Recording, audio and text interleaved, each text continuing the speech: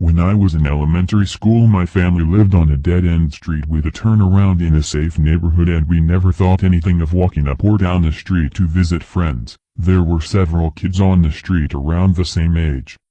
This particular day, I had a friend over, Shelby, and we decided to walk down the street to my friend Leah's house. As we left the house, there was an older, maybe mid-50s, man walking down the road the opposite direction we were walking. I had never seen him before, which was unusual but not unheard of. Sometimes people from other streets would walk down ours for exercise or whatever.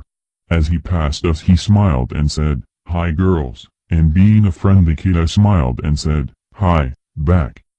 His smile immediately dropped from his face and bent over very close to my face and snarled, "Didn't your mother ever teach you not to talk to strangers?"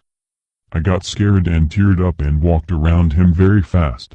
Shelby and I practically ran the rest of the way to Leah's. She had a very long driveway, so we rushed down the driveway and started pounding on the door while looking behind us to see if the man was around.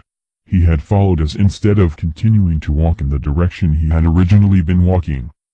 No one answered the door at Leah's, so we knew we had to walk back to my house, which in retrospect, as an adult, we should have just gone back to my house to begin with. We very slowly walked down the driveway, hoping he'd have passed it by the time we got to the end, but he stood there waiting for us.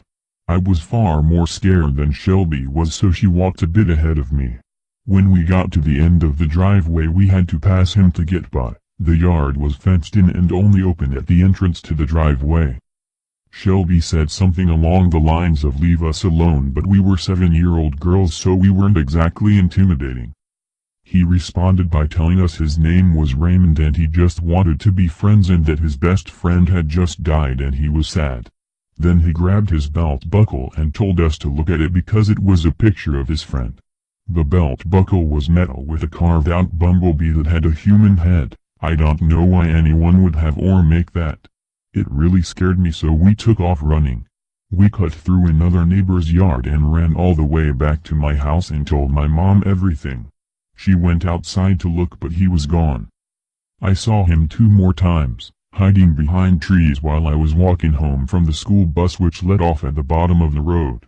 We moved a few months later, for unrelated reasons, but I still vividly remember all of it. It scared me so badly and is probably a contributing factor to my anxiety now.